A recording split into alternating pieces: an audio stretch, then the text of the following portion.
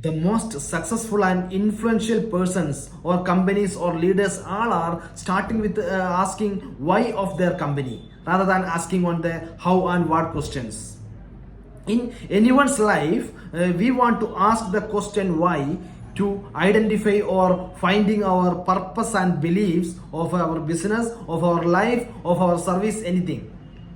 So the question why represents always purpose and beliefs. If we have a clear cut and proper purpose of our business or product, then only we can make a clear cut rapport or connection between the product and customers, clear cut connection between the business and the customers.